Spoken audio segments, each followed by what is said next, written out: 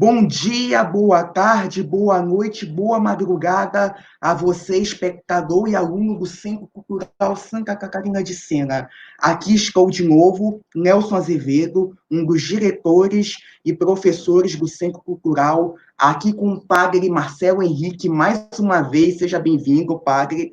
Vamos tratar um pouco nessa aula sobre o tema do papel do homem dentro de um autêntico matrimônio católico à luz desse mês de julho, que é temático em relação à masculinidade no centro cultural. Então, padre, seja bem-vindo e nos dê a honra da sua oração. Boa tarde, boa noite, bom dia, né, para todo mundo aí que está nos acompanhando. Deus abençoe mais uma vez. Vamos lá para servir a Deus e para tentar compartilhar com vocês um tema que é importante, que é atual e que vai ajudar na vida concreta, né? Nossa intenção, ao menos, ajudar na vida concreta de vocês.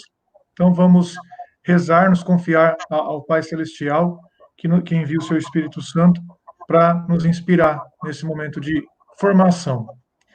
Em nome de Patris, et Filii, et Spiritus Sancti. Amém.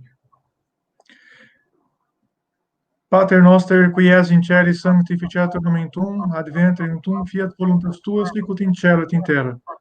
Pane nostrum quotidianum nobis hodie, dimitte nobis debita nostra, sicut nos dimittimus debitoribus nostris, et ne nos inducas in tentationem, sed libera-nos a malo. Amém. Em nome de Patris, et Filii, et Spiritus Sancti. Amém. Então, padre Marcelo, sem mais delongas, afinal, qual é o papel do homem dentro de um matrimônio católico? É com o senhor, padre. Obrigado, Nelson. Vamos lá então, pessoal. Deus os abençoe. É o seguinte, primeira coisa que fica, né, primeira pergunta, o que um padre, né, que é celibatário, vai falar sobre matrimônio, o papel do homem dentro do matrimônio? De acordo com primeira coisa, o que tem que ficar claro que existem várias formas de conhecer uma realidade, né? Então, embora eu não conheça a realidade do matrimônio diretamente, no sentido de viver o matrimônio pessoalmente, eu conheço o matrimônio pela minha experiência de vida com os meus familiares, com os casais com quem eu convivi ou convivo, né, na minha missão de sacerdote. Também os livros nos ajudam, com certeza, né, afinal, são fontes de adquirir conhecimento e experiência. Mas, né, o padre tem, sim, de modo bem específico, um conhecimento todo especial sobre o matrimônio, a partir, meus caros amigos, né, do sacramento da confissão. Na confissão, nós conhecemos por dentro as pessoas, nós conhecemos as angústias, as alegrias, as esperanças, e, enfim, isso tudo nos faz adquirir uma experiência e um conhecimento do coração humano como talvez poucas pessoas conheçam, né? Então, a partir dessa experiência, nós podemos sim, nós padres, podemos sim ajudar as pessoas a viverem melhor o seu matrimônio. Então, o primeiro ponto é esse, né? Porque tem gente que acha que a gente só pode falar de algo que conhece diretamente. Mas não, eu, por exemplo, nunca fui a Roma, mas eu sei que Roma é linda, né? Que Roma é maravilhosa, Paris é maravilhosa, que Salvador deve ser uma cidade muito interessante também de conhecer, muito bonita, Salvador da Bahia. Eu nunca estive nesses lugares, entendeu? Então, levar em conta outros tipos de experiência que não a experiência direta da vivência ali de alguma coisa. Depois, por que tratar, então, da masculinidade, né? Porque nós sabemos que na situação atual os papéis estão confusos, né? As pessoas estão confusas. Os homens não sabem direito mais o que é ser homem, né? E as mulheres também, muitas vezes, por causa das ideologias, por causa das diversas propostas que vêm da sociedade, da escola, dos ambientes que se frequentam, as pessoas não sabem então direito o que é, né, o correto, o que tem que ser buscado e o que é ilusório, né? Infelizmente, muitas pessoas acabam caindo numa situação de ilusão, né? Construindo a vida sobre objetivos que não são realmente dignos, né, disso. Pois bem, então, o fato é que Deus criou homem e mulher, que quem observa a natureza percebe, né, a diferença que é evidente entre os sexos, não só na parte física, né, de estrutura física, é, os órgãos genitais, mas também a parte, o funcionamento, né, psicológico, o ser, a sensibilidade, que, embora, né, cada pessoa tenha, seja única, nós podemos ver, assim, tendências X ou Y em cada um dos sexos. Pois bem, meus caros filhos, né, em Cristo, irmãos, amigos. Eu gostaria de ler para animar um pouco um livro de Chesterton, né, um trecho do grande G.K. Chesterton, né, um grande autor aí que está até muito conhecido na internet, que viveu, que morreu em 1936, de origem inglesa, nasceu anglicano, virou agnóstico e depois se tornou, graças a Deus, católico. Na sua autobiografia, ele escreveu o seguinte a respeito do seu casamento, do dia do seu casamento, é um texto que circula aí, inclusive na internet. Ele escreve o seguinte, Chesterton: no dia do meu casamento, a certa altura do caminho, parei para beber um copo de leite numa loja e comprar um revólver com cartuchos noutra. Alguns tomaram isto como singulares presentes de casamento que um noivo se dava a si mesmo. E se a noiva não o conhecesse como o conhecia, poderia talvez tomá-lo por um suicida, ou por um assassino, ou, o que é ainda mais grave, por um abstêmio, quer dizer, alguém que não bebe, né? Não bebe bebida alcoólica. Todavia, aqueles objetos parecem-me a coisa mais natural desta vida. Não comprei a pistola para matar-me ou a minha mulher. Nunca fui um personagem assim muito moderno. Comprei-a porque era aquele o primeiro dia da maior aventura da minha juventude, e eu ligava isso a uma vaga ideia de proteção devida à minha mulher contra os piratas que infestavam Norfolk Broads.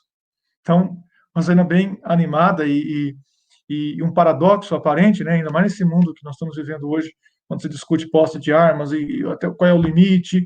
Aqui, então, Chesterton, tranquilamente, a caminho do matrimônio dele, comprou um revólver, né, com a munição, inclusive, porque ele ligava aquilo à ideia de proteção e à ideia do homem como alguém que protege. Protege a sua esposa, a sua família, contra as ameaças, né, dos inimigos externos. Pois bem, então, esse é o primeiro ponto da masculinidade, do ser homem, do ser marido, proteger. Né? Proteger. Isso, até a constituição física do homem, né, já favorece.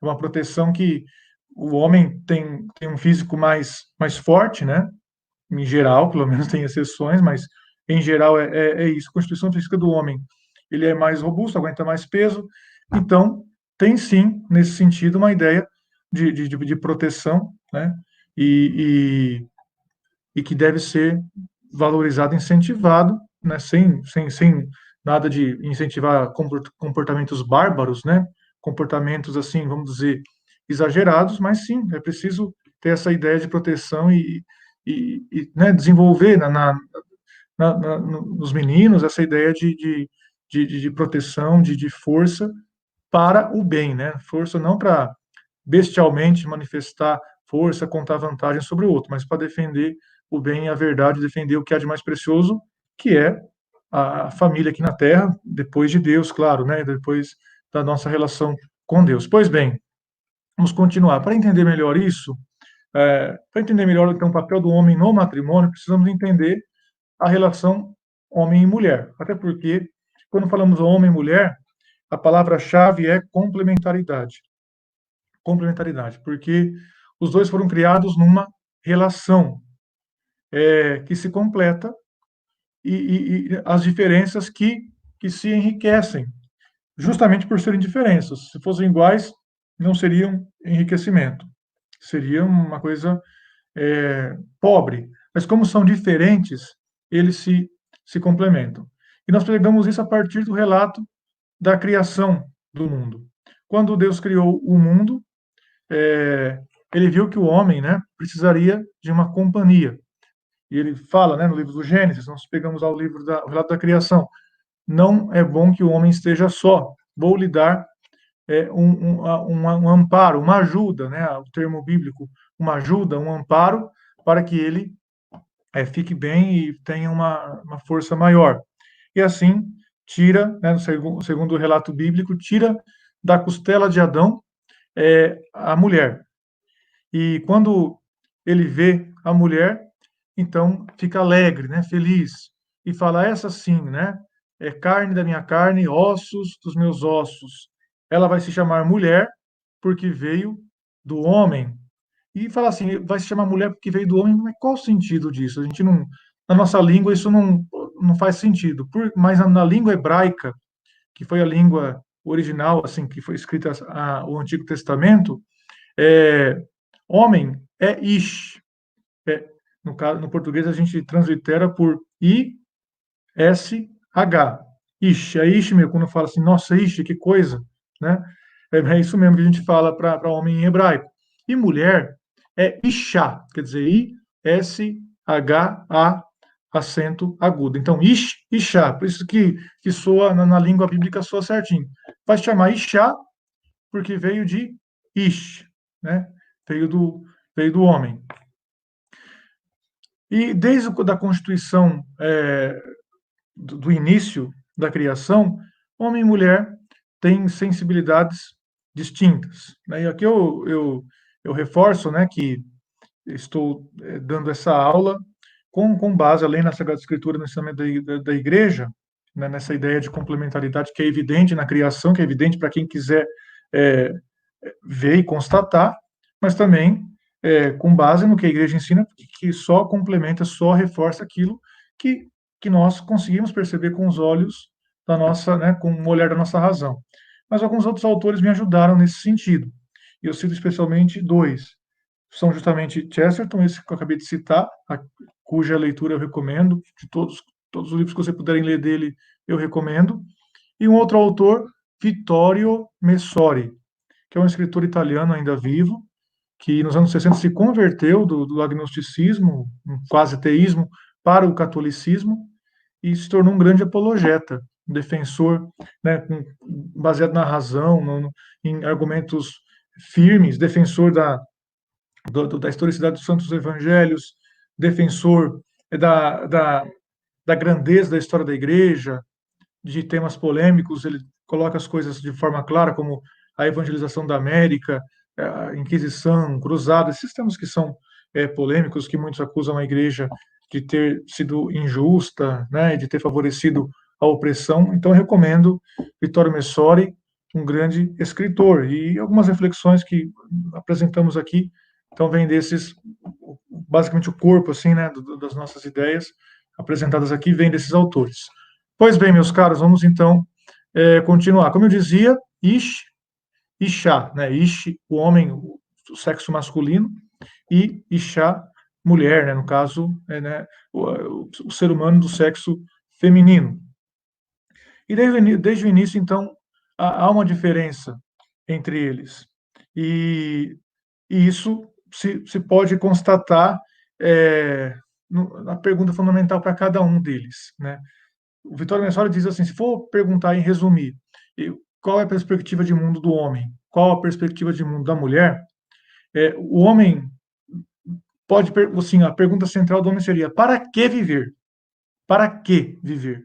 Né? Quer dizer, para fazer coisas concretas, fazer isso, fazer aquilo, fazer acontecer, conquistar, ter coisas boas, ter, né, um bom emprego, ganhar, conquistar coisas.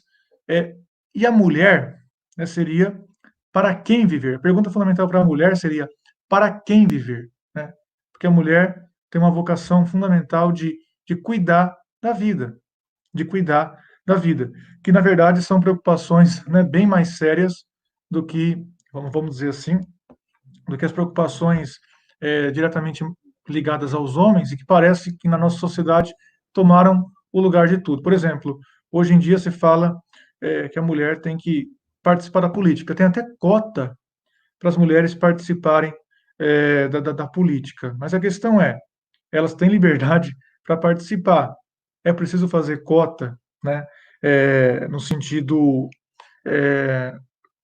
qual é o ponto aqui? O ponto não é, vejam bem, a mulher entrar na política, votar, evidentemente, isso aí ela tem o direito delas. O ponto aqui é se as mulheres não estão sendo levadas a, vamos dizer assim, a, a, a ver como interessantes, como sinal de coisa boa, aquilo que é interessante e que é bom para o homem, para os homens, né? Esse que é o ponto.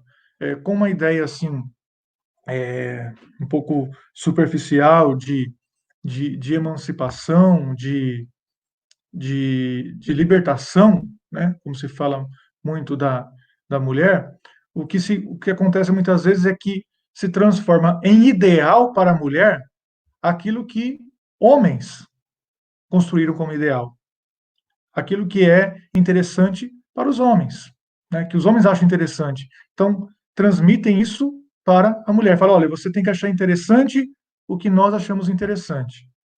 É isso que tem acontecido, isso o Vittorio Messori observa em um de seus livros. Repito, as mulheres podem participar, tem, evidentemente, né, e se quiserem, e nós tivemos muitas mulheres, assim, líderes, né, nesse sentido, boas líderes, e temos ainda, mas o ponto é, a mulher não se deixar levar por aquilo que homens, né, acham que é necessário que ela ache bom, que ela tenha como um ideal de sucesso. Pois bem, então a complementaridade dos dois, por isso que se fala, qual é o assunto, né, que move muitas vezes as conversas masculinas?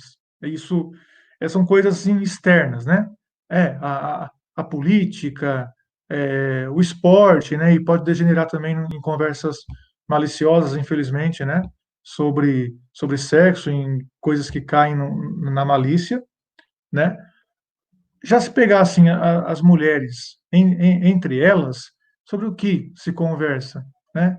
Em geral, sobre coisas ligadas à vida, né? E também Vittorio Messori nos apresenta isso.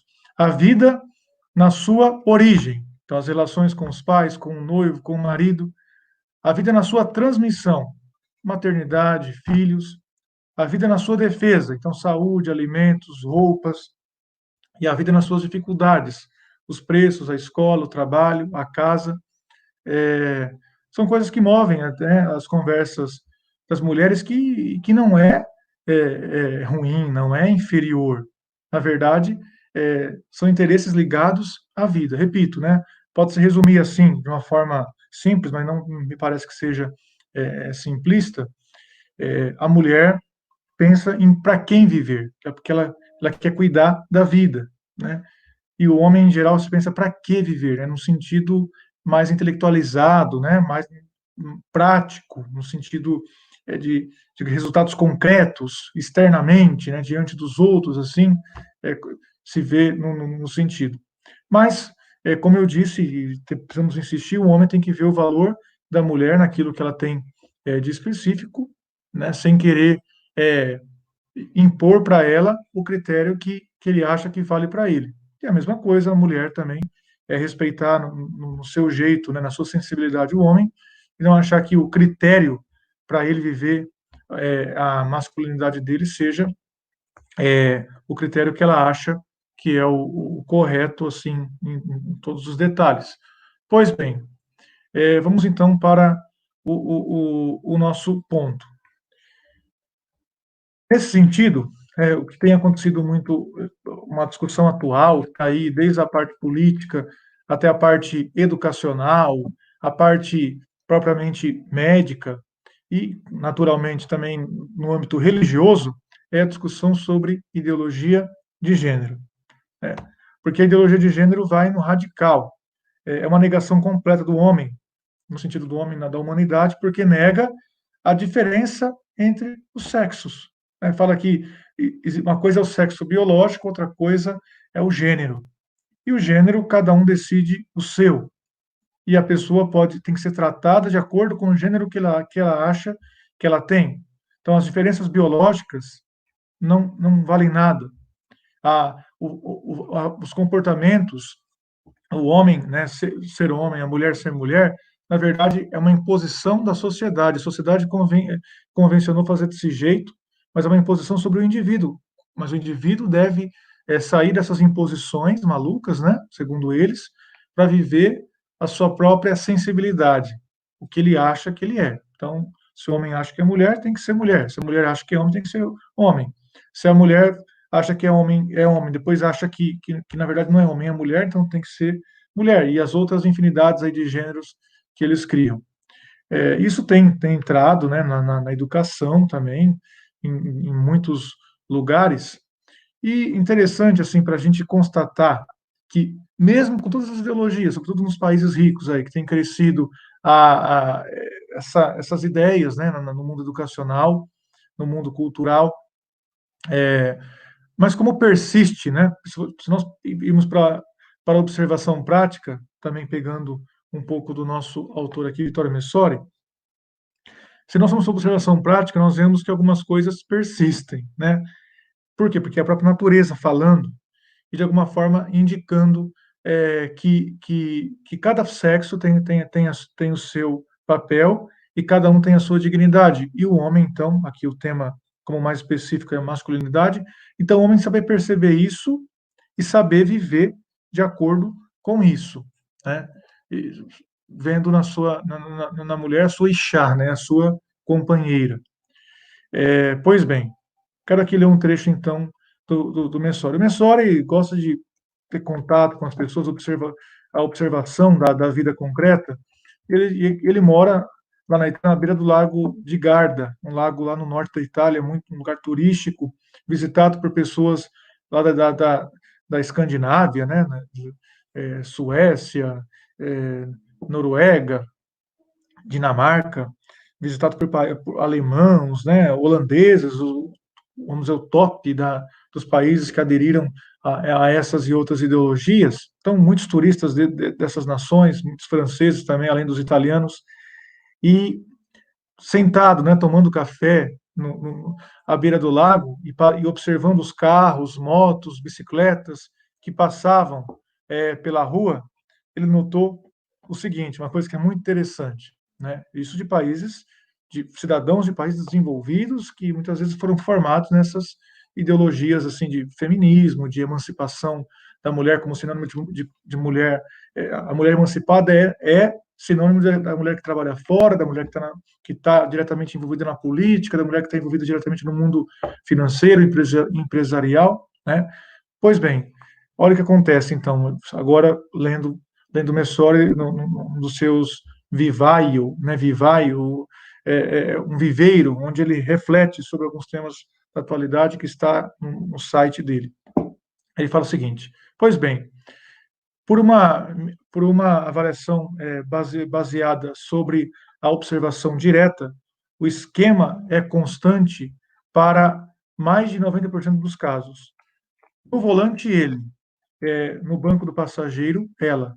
E atrás, se os tem, os filhos. Isto para os carros, mas para as motos numerosíssimas, se chega aos 100%. Ele inclinado no guidão e atrás está ela, inclinada sobre o seu homem, né? Eu estava atento, mas não aconteceu de ver uma mulher guiando uma moto ou um scooter que sia, com um homem como passageiro. Estamos de novo no 100% no que toca os trailers, né, as casas sobre rodas. Paralela ao tráfego da estrada está a pista de ciclismo. Aqui também uma constante. Na quase totalidade dos casos, eis o homem que pedala diante e a mulher, ou companheira que seja, que o segue. É o homem que abre a estrada e escolhe o percurso. Parece dizer claramente esta constante posição dos ciclistas, né? Aí ele fala que as mulheres que por lá passam são de todos os países, de todas as culturas, sobretudo do norte da Europa, né, esses países que eu mencionei, muito marcados pelo progressismo. Todas elas, talvez, com carteira de motorista, com bons empregos, né, com estudos, mas de alguma forma como que instintivamente, sem perceber, deixam para o homem, né, uma tarefa de guia, de conduzir.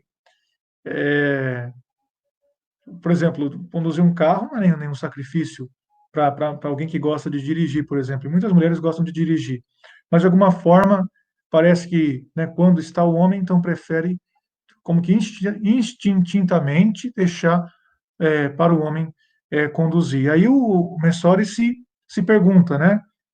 Contudo, todas, espontaneamente, sem nenhuma, sem nenhuma obrigação, talvez sem consciência do significado do gesto, todas estão contentes de deixar a ele, né, ao homem, a condução do carro ou da moto, mas metáforas significativas de condução também da vida. E aí, então, o Messori conclui. A cada sexo é dada uma função, uma vocação, uma igualdade radical e, ao mesmo tempo, uma radical diferença. É parte fundamental, essencial de um projeto, com P maiúsculo, que é um projeto divino, que não poderá nunca ser desenraizado por qualquer falador, né, por qualquer pessoa aí que escreve e faz teorias malucas, como nós vemos no mundo de hoje. Então vejam só, né? É, às vezes a experiência concreta nos mostra, seria interessante, né, alguém observar isso, né? É, porque a natureza não se destrói assim do nada, né? Não são teorias, não é um martelar constante, né, na mídia, nos meios sociais, na educação, uma coisa que vai contra a nossa própria constituição natural e espiritual. Pois bem, é, continuamos aqui com a nossa reflexão. Por isso que então que o homem precisa ter essa consciência de que, apesar das dificuldades, da educação, de ele, de alguma forma, não estar preparado direito como gostaria para ser o homem da casa, para conduzir as coisas, às vezes se vê diante de uma noiva, de uma namorada ou de uma esposa que, que, que, que às vezes tem ideais assim que talvez não sejam o que ele gostaria, o que ele acharia que seria o melhor para elas, mas ter essa consciência, então, de que o projeto de Deus está vivo, está no nosso coração, está na nossa mente, e pouco a pouco vai, para quem está aberto a ele, pouco a pouco vai se revelando, né? Vai se assinalando, vai se desenhando. Então, não ter medo, né? Não ter medo é, de, de enfrentar isso, sabendo que com a oração, com uma boa conversa, uma boa dose de paciência, sobretudo, se chega a um crescimento na relação em que cada um percebe melhor o seu papel. Depois, um ponto fundamental, então, da masculinidade, né, da vivência, do ser homem, né, no matrimônio de modo especial, mas também na sua preparação, no namoro, no noivado, né, muitos jovens aí que durante o namoro descobrem a fé católica de uma forma mais aprofundada e querem então se preparar para um matrimônio autenticamente católico, com abertura à vida, com um cuidado, né, com a educação dos filhos, um cuidado todo especial com a educação dos filhos. Pois bem, então, para essa pessoa que descobre isso, que quer viver isso de modo autêntico, precisa ver então na mulher uma companheira, aqui é outro ponto da nossa aula, ver na mulher uma companheira e saber aceitar a sua influência. Olha só, é o homem que tem essa missão né, de alguma forma, conduzir, né? Mas também saber que a influência da mulher é fundamental e saber que ela existe, que ela acontece e que ela tem que ser reconhecida. Pois bem, nesse sentido, voltemos um pouco ali no relato da criação, como nós vimos há pouco, nós falamos, né, a mulher foi tirada da costela, de uma forma para dizer o seguinte, como diz Santo Agostinho, ela não foi tirada da cabeça do homem, né, porque ela não é superior ao homem. Ela também não foi tirada de um membro inferior do homem, das pernas, por exemplo, porque ela não é escrava do homem, né, porque ela não é inferior ao homem. Ela foi tirada da costela, né, do lado, perto do coração, porque das vísceras, podemos quase dizer assim, porque ela é companheira, né? Ela é, como diz o texto bíblico, auxílio para o homem, né? Então, essa consciência clara da influência. Como diz Santo Agostinho, não ser, então, não ver na mulher uma escrava, mas uma companheira. Isso é bom dizer porque, assim, às vezes, como a gente fala, o homem tem que cumprir seu papel, se tem uma posição, às vezes, crítica, né, ao feminismo, mas tem gente que acha que é, ser homem, ser antifeminista, é ser autoritário, né? É ser um brucutu, um troglodita, né? Ah, eu mando, eu não sei o quê, eu e se impor de uma forma pedante, né? Para a mulher. Claro que não pode ser indeciso, passivo, né? Aquela pessoa que não toma a frente como deveria, mas também não pode ser pedante, né? Eu diria assim, tapado mesmo, né? Achando que assim, né? Com manifestações efusivas, e é assim, pronto, mesmo que vê que está errado, porque que eu que mando? Não é desse jeito. Senão se simplesmente vira uma espécie é, de machismo, né? E aí não é o correto. O fato de que o homem é a cabeça, né? O homem está à frente conduzindo, não o torna um tirano, né? Porque senão essa autoridade fica pior, né? Ela fica uma autoridade quase que odiosa. Pois bem, vamos então, tem um trecho aqui do Papa João Paulo II, da sua série de catequeses sobre a teologia do corpo, que nos ajuda a ver isso de uma forma interessante, né? O seguinte, ele fala que o homem, né, quando vê a mulher, quando percebe a sua existência, depois que ele acorda do seu sono, ele tem alegria e até exultação, fica até exaltado, como a gente leu há pouco. Essa sim, carne da minha carne, né? Ossos dos meus ossos. O homem ficou feliz por ter uma companheira, né, que também é, poderia lhe ajudar e poderia então procriar, né? Eles poderiam procriar, os dois colaborando nessa obra que Deus lhes confiou, e também ter uma companheira para a sua vida. Por quê? Porque agora ele tinha motivo para se alegrar, né? Antes não tinha, porque estava, por mais que estava na existência, diz o Papa, né? Nessa catequese, não havia um motivo, uma alegria mais efusiva, porque não tinha alguém semelhante a si. E tendo a mulher do seu lado, então ele sente alegria. Então, ver na mulher uma companheira, saber aceitar sua influência, nós vamos falar sobre isso, mas ter alegria, né, de estar com ela, uma alegria que não é simplesmente alegria do prazer carnal, que faz parte do matrimônio e que tem que ser vivido pelo casal, né, casado pelo laço do matrimônio, mas de uma forma mais profunda, né, a relação carnal, a alegria, o prazer carnal como um sinal físico externo da união espiritual, da união de ideais, do mesmo objetivo, né? Um só, uma só alma, um só coração, uma só carne. Pois bem, então, por isso que o homem tem que se alegrar com a presença da mulher, e agora sim vamos falar, aceitar a sua influência. Porque é o seguinte, uma grande falácia que muito divulgada, que às vezes as mulheres, né, infelizmente até acreditam nisso, muitas mulheres acreditam nisso, é aquela ideia de que a mulher antes não tinha voz, né, e que passou a ter voz depois que pôde assim trabalhar fora, né, quando quer dizer, quando ela estava é, exclusivamente em casa, a serviço da família, né, do marido, dos filhos, dos pais, né, dos idosos ali de casa, ela não tinha voz nenhuma. E agora sim, que ela é empregada, né, que ela tem patrão, né, que ela está trabalhando fora, que tem um patrão lá fora, agora sim ela tem, ela tem voz. É uma coisa que Chesterton até ironiza, né?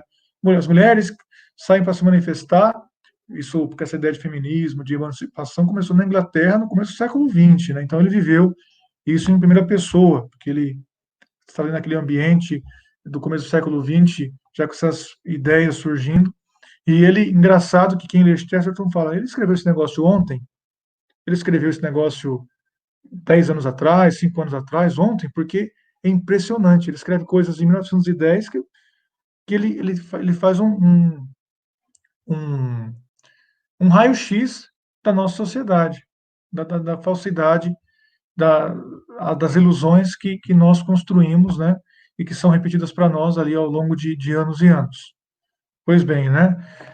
Então aí fala, mas mulheres foram protestar contra a dominação dos maridos. Aí elas foram trabalhar de secretária, de datilógrafas, né? Quer dizer, saíram de uma suposta opressão dentro do lar para entrar numa suposta libertação trabalhando de datilógrafas, com um patrão, com horários, com uma condição de trabalho que às vezes não era tão boa. Então, pensar que é emancipação mesmo ou é uma ilusão? Repito, né, porque qualquer frase pode ser tirada, né, e isolada e depois isso ser usado maldosamente, infelizmente nós temos isso. A mulher que quiser trabalhar, evidentemente, fora pode trabalhar, mas o ideal é que a mulher faça isso, né, se precisar, né, e se quiser de fato, e não como uma coisa assim que ela tem que trabalhar porque só fora, porque só assim ela vai ser independente. Aí não, aí é falácia, aí é ilusão. Que dentro do lar, né, ela é oprimida, fora do lar, assalariada, ela é liberta. Não, não é desse jeito. E a situação que nós vemos né, das mulheres hoje em dia, às vezes fazendo dupla jornada, sofrendo, né, pressão fora, pressão dentro, nós vemos o esgotamento, né, que aqui se leva uma ideia dessa. Pois bem, nós estamos falando da masculinidade, mas é sempre bom, né, e voltando para o tema da mulher também, porque, repito, a ideia para entender o papel do homem é a ideia, a palavra complementaridade, né? São ambos complementares. E tem até um livro interessante chamado Brás, Bexiga e Barra Funda. Eu até recomendo que vocês, quem puder ler esse livro, comprar, até não peguei aqui, não está aqui perto de mim agora, mas é um livro fininho. Chama Brás, Bexiga e Barra Funda. É um livro que conta pequenas histórias dos italianos, dos imigrantes italianos em São Paulo, na cidade de São Paulo, no início do século XX. A integração dos italianos com a população local, né, os costumes deles. E eu li recentemente, assim, rapidinho, uma manhã dá para ler o livro, é rapidinho mesmo. Um livro escrito nos anos 20, acho que em 25, se eu não me engano. Pois bem, o livro conta várias histórias, mas o que me pareceu muito interessante nesse livro, dentre tantas outras coisas, para quem gosta de história, entender a integração dos italianos aqui no Brasil, vale a pena. Mas ali, todos os pequenos contos que estão ali presentes têm um papel fundamental de mulheres. O papel fundamental da mulher dentro do lar, influenciando o marido para tomar tal ou tal decisão. E muitas dos acontecimentos, se não em todos, o papel da mulher é fundamental. O marido ouve a mulher, né, aceita a pressão da mulher e relata a história de várias classes sociais, né? Maridos ricos, mulheres ricas da alta sociedade, maridos pobres da, da, da classe popular, da classe baixa, mas em todos eles a mulher está ali piando, né, no bom sentido, no ouvido do marido, fazer tal coisa ou tal coisa, para corrigir isso, nossa, tem que fazer isso, aquilo, e o marido lá, coçando a barba, né, para tentar encontrar uma solução para aquilo que a mulher apresenta. Por exemplo, né, um dos contos, o fazendeiro lá, paulista, que tem uma fazenda no interior de São Paulo, aí tem um empregado lá, cujo filho, ainda criança, é afiliado do patrão e da patroa, né, desses dois que moram em São Paulo. E esse empregado, que era sozinho, viúvo, tinha só esse filho, esse empregado morre. E essa criança, filho de um italiano, não tinha ninguém por ele, né, não tinha nenhum familiar, então o que acontece? Os padrinhos pegam ele e levam pegam o menino e levam para São Paulo, para casa deles. E aí não tem, fica aquela indefinição do que fazer com o menino, né? O que fazer com esse menino que não tem pai, não tem mãe, não tem mais ninguém. Então, a mulher fica piando no ouvido, porque o marido não resolve. Fala, ele vai crescer como um ignorante, não vai colocar numa escola, não vai ter uma educação religiosa, uma educação também moral e técnicas para prepará-lo para a vida. E aí ele vai resolve adotar a criança e colocar num colégio interno de padres, né, para poder estudar. Então, assim, é só um exemplo bem básico de outros também. Tem também a história do português. Tem o português que tem a padaria na frente, uma rua lá em São Paulo, os italianos, um casal italiano que tem uma venda, né, uma mercearia de frente com essa padaria do português, né? E, e as cebolas que estão lá expostas na padaria do português, padaria vendendo cebola, não se vende, não vende, não vende. E a mulher houve uma conversa lá de clientes da mercearia, que também era um bar, é, que tinha tido uma quebra na safra de cebolas, que as cebolas iam subir o preço. Então, qual foi a ideia dela? Comprar. O português não sabia disso.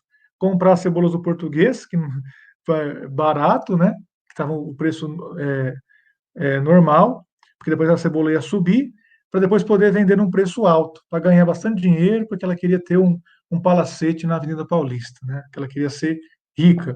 E aquela influência sobre o marido, né? Também falando, para ele fazer aquilo. Então, são situações básicas da vida em que o homem precisa aceitar, né? Ouvir, capacidade de ouvir. E saber que a mulher vê as coisas de um jeito diferente, e em alguns sentidos até, né, muito mais, uma visão muito mais ampla, mais de conjunto, porque pensa nas várias possibilidades, porque pensa nas várias coisas, como a gente disse, né, da transmissão da vida, do cuidado com a vida, da defesa da vida, que o homem não percebe. Por isso que tem aquela velha história, né, de que o homem consegue pensar numa coisa de cada vez, enquanto a mulher consegue pensar em muitas coisas ao mesmo tempo, que parece que tem estudos científicos, né, que mostram isso, que a mulher tem mais terminações nervosas, mais ligações nervosas no seu cérebro, então consegue pensar mais rápido em várias coisas ao mesmo tempo. Enquanto o homem, malemar uma coisa ali, se tiver lendo um jornal e está fervendo o leite vai, com toda quase certeza, vai ferver e vai derramar no fogão, né?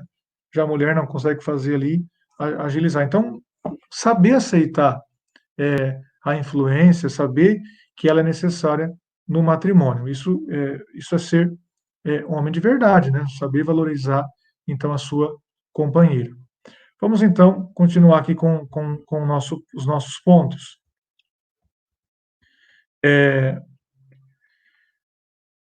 Chesterton, né, também continuando aqui com ele, diz que, num certo ele é um grande frasista. O Chesterton tem frases assim, além de um pensamento todo muito rico, ele tem frases que são geniais, né, que resumem coisas que alguns teriam que usar parágrafos e parágrafos para poder explicar. Então, nesse livro aqui, por exemplo, um deles que eu tenho aqui, que se chama O que há de errado com o mundo, onde ele, da editora Eclésia, né, ele trata de vários assuntos, inclusive desse ponto aí da emancipação da mulher. Interessante, né, que um dos pontos que ele fala aqui, só um parênteses, que ele fala, aqui na página 131, a moderna rendição da mulher. Que ele fala assim, que a mulher lutou por séculos e séculos pelo seu espaço, com a sua influência, valorizando o que é próprio seu e conduzindo o homem para o que é essencial, né, tirando dos apegos aos prazeres, como ele exemplifica aqui o prazer da taberna, o prazer de estar no boteco bebendo com os amigos, né? E de, por exemplo, estar discutindo sobre política no parlamento, né, com os amigos, e a mulher tentando puxá-lo para o ambiente do lar, né, para o ambiente do que é essencial para a sua vida, mostrando que a intimidade do lar é mais importante do que o prazer da bebida, dos amigos ou a discussão política. E fala assim, hoje a mulher está se rendendo, Por séculos a mulher defendeu o espaço seu, íntimo do lar, né? Enquanto o homem estava no mundo externo, que tinha que ser constantemente puxado. Agora a mulher se rendeu. Estão convencendo as mulheres de que é mais legal lá fora, é mais legal estar no boteco, lá com os amigos, é mais legal estar lá no parlamento discutindo política, né? Que na verdade elas estavam erradas o tempo todo e os homens estavam certos. E que ela tem que buscar esse ideal para poder chegar na verdadeira felicidade que lhe foi negada, né, segundo essa teoria, que lhe foi negada até agora, por séculos e séculos, em todas as tradições, em todos os povos, religiões que se conhecem, né? Segundo, repito, essa teoria. Então ele fala de uma rendição, né? Ao invés de uma libertação da mulher, o termo que ele usa, né, é rendição da mulher aos critérios de mundo masculinos, né? Então, o homem também tem que perceber isso, não se levar tão a sério, né? Saber, sim, o seu específico, mas não se levar tão a sério, né? Não achar que aquilo que é legal para si mesmo é legal para as mulheres. Pois bem, então, voltando aqui para o livro do Chesterton, na página 112 e 113, nas páginas 112 e 113, ele fala que, num resumo, uma frase, o homem é a inteligência na relação homem-mulher. O homem é a inteligência, a mulher é a sabedoria, né? Ele fala que o específico do homem é se especializar, é fazer bem feito uma tarefa, então, aprender um ofício e realizar aquilo bem feito. E disputar espaço com os outros. Até tem uma frase interessante que ele fala aqui, olha, o engenheiro elétrico tem de ser um engenheiro muito elétrico, caso contrário, será sobrepujado, quer dizer, será superado por engenheiros ainda mais elétricos, né? Assim como o encanador tem que ser um excelente encanador, o agricultor tem que ser um excelente agricultor naquele serviço dele, porque senão ele vai ser sobrepujado, né? O homem, então, ele tem que se especializar, fazer bem feito, conquistar, né, concorrer ali fora e para conquistar espaços, para trazer recursos para dentro de casa, para né, manter a vida das pessoas por quem ele vive, por quem ele entrega diariamente a sua vida. Já a mulher, ela tem a sua especialidade é não ser especialista, é fazer várias coisas, né? Fazer várias coisas com amor e com a visão de conjunto, porque ela consegue contemplar, né, as diversas variantes e necessidades de uma situação, enquanto o homem consegue enxergar só um ponto e se concentra naquilo. Então, ele compara aí, também interessante para o nosso tema, ele compara assim o papel do homem e da mulher. Como se todos estivessem no monte, né, vamos supor, o homem e a mulher em cima de uma montanha. Daquela montanha, eles veem o conjunto, né, veem o todo. Mas alguém tem que descer, se embrenhar por um caminho específico e fazer bem feito aquele caminho, explorar aquele caminho. Mas tem que ter alguém que fica no monte para ter a visão do conjunto, embora não se especialize assim diretamente em um assunto específico externamente. Então ele fala que a mulher é aquela que está no alto, né, vendo o conjunto, enquanto o homem é aquele que tem que descer por um dos caminhos possíveis e se especializar, fazer bem feito aquilo. É uma visão interessante, né? Aí ele fala aqui, a tradição, na página 112, a tradição decidiu que somente a metade da humanidade precisa ser monomaníaca, quer dizer, pensar numa coisa só, numa especialidade só. Decidiu que em cada lar há de haver um comerciante e um factotum, quer dizer, um faz-tudo. Mas também decidiu, entre outras coisas, que esse factotum deve ser uma factotum, né? Ou seja, a mulher. Acertadamente ou não, decidiu que essa especialização e esse universalismo deveriam ser divididos entre os sexos, que se deveria deixar a inteligência para os homens e a sabedoria para as mulheres, pois a inteligência mata a sabedoria e essa é uma das poucas coisas certas e tristes, né? Então, assim, aqui continuando com os Chesterton para completar o raciocínio, ele fala: um homem tem de ser, até certo ponto, um homem de uma só ideia, né? Um homem de, visto que é um homem de uma só arma, e é lançado à nu à luta. As demandas do mundo chegam diretamente a ele. A sua mulher, essas demandas chegam indiretamente, que passa pelo filtro dele. Em suma, ele tem de dar o melhor de si, como pregam os livros de receita para o sucesso, né? Naquela época já tinha essas coisas. E que pequena parte de um homem, é, entre aspas, o melhor de si. Porque a gente consegue fazer muita coisa bem feita, mas você conseguir fazer aquilo que no qual você escolheu fazer bem feito é uma pequena parte, mas já é a parte suficiente, né, para ter o sucesso no bom sentido. Seu segundo e seu terceiro melhor são frequentemente muito melhores. Se ele é o primeiro violino, terá de tocá-lo a vida inteira. Não precisará se lembrar que é um ótimo guarda-gaita de foles, quarta gaita de foles, um razoável 50º taco de bilhar, um florete, uma caneta tinteiro, uma monoiste, uma arma e uma imagem de Deus, né? Então, já nisso, já não, na mulher ele fala, né, que não tem isso. A mulher não é chamada ao destaque, assim, numa uma tarefa específica, mas é um chamado a ser o fogo, né, que aquece o lar, que, que faça coisas simples, com intensidade, e que gera, então, uma, um ambiente de lar, né? Aqui o exemplo que ele dá é interessante para a gente terminar essa parte. A esposa é como um fogo. É, como o fogo, é de esperar que a mulher cozinhe. Não que se destaque na arte culinária, mas simplesmente que cozinhe. E cozinhe melhor que seu marido, enquanto ele lhe obtém o coque à custa de conferências sobre botânica ou quebrando pedras. Como fogo, espera-se que a mulher conte a filhos histórias, não histórias que primem pela originalidade ou sejam obras de arte, mas simplesmente histórias mais interessantes do que contaria um chefe de cozinha, né?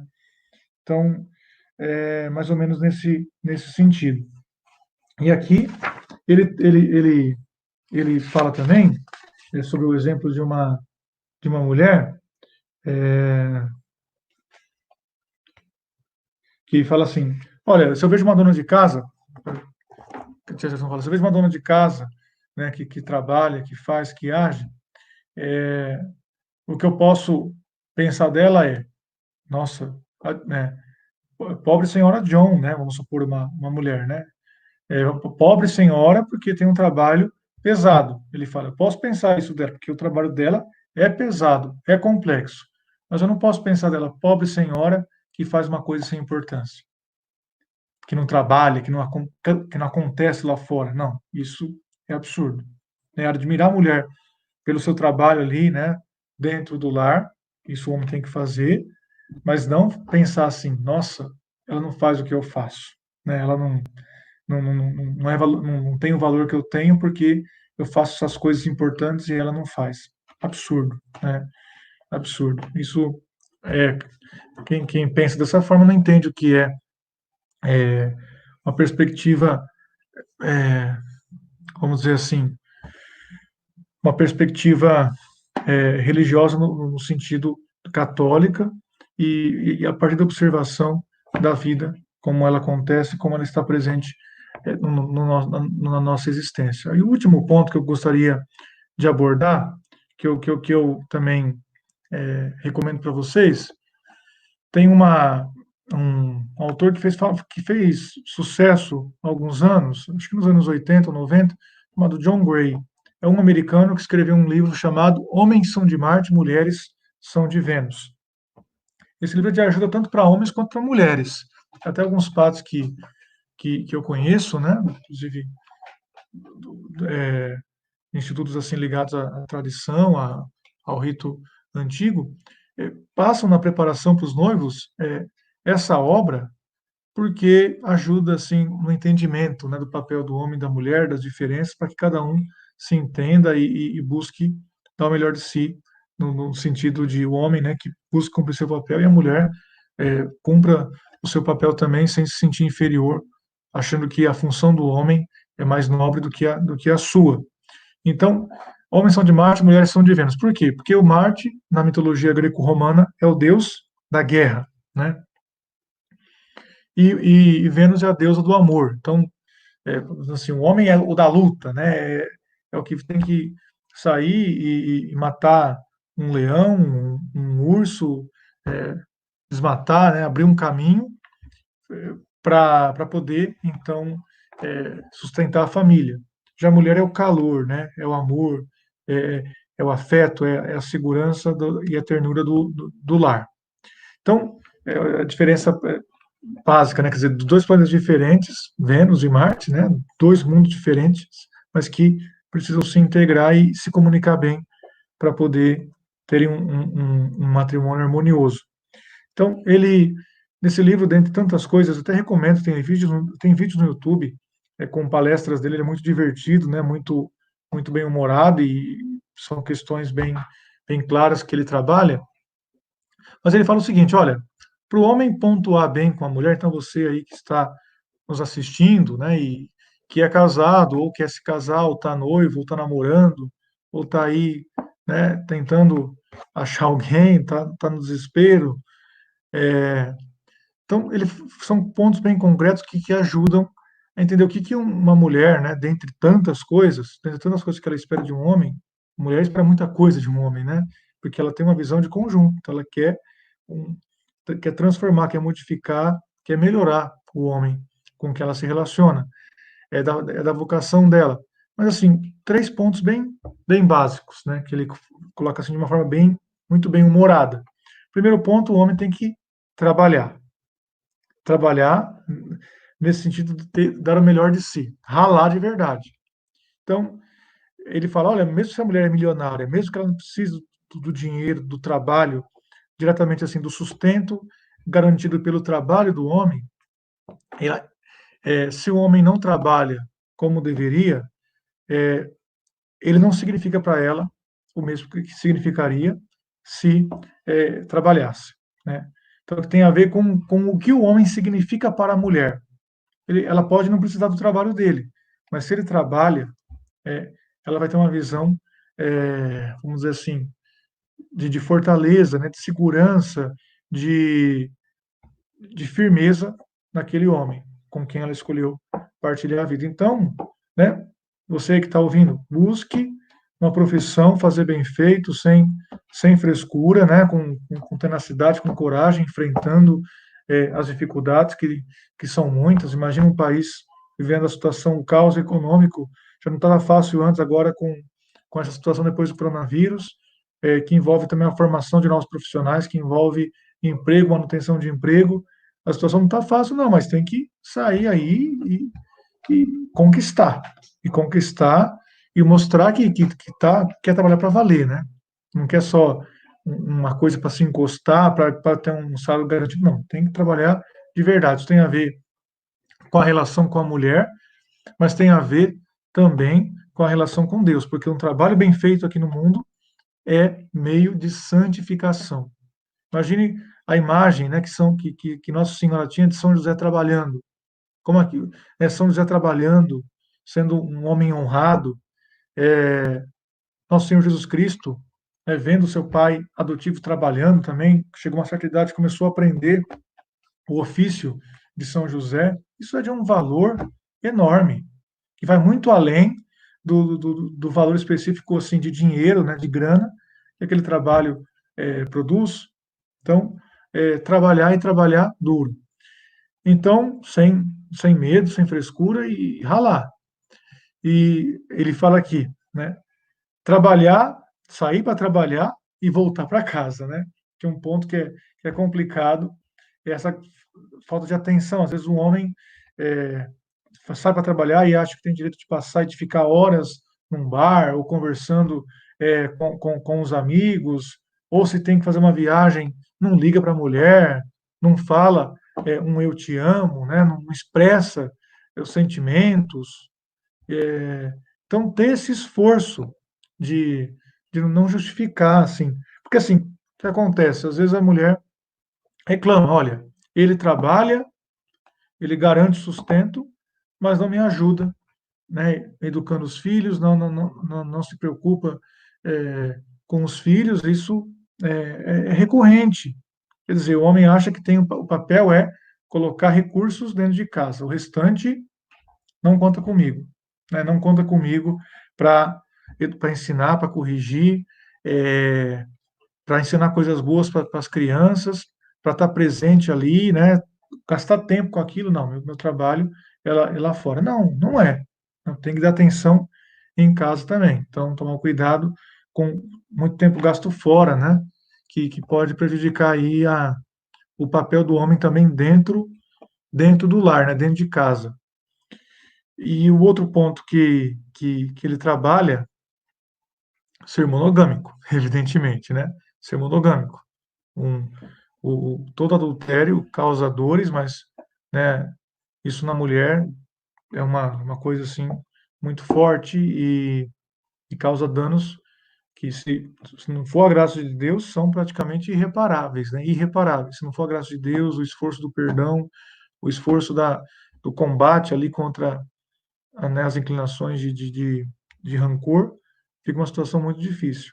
Então, para entrar, como diz assim o John Gray, no sistema de classificação de pontos, em que a mulher vai valorizando as pequenas coisas que o homem faz, não, uma flor que traz, lembra da data, percebe que cortou o cabelo, né, percebe que está com penteado novo, enfim, é, as pequenas atenções do dia a dia, mas ele só entra nesse sistema de pontuação, nessas pequenas coisas, se fizer as grandes coisas, que é trabalhar, que é voltar para casa, dar atenção ali dentro de casa e ser fiel, né? Ser fiel não só de corpo, mas também de pensamento, né? De alma, de palavras. Então, cuidado, né? Com conversas maliciosas, que facilmente em rodas aí masculinas se chega nessas coisas. Então, muito cuidado, porque isso não edifica e nem forma verdadeiras amizades.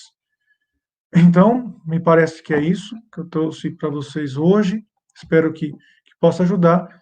E se o Nelson tiver alguma coisa aí, alguma coisa a colocar, a perguntar, estou à disposição.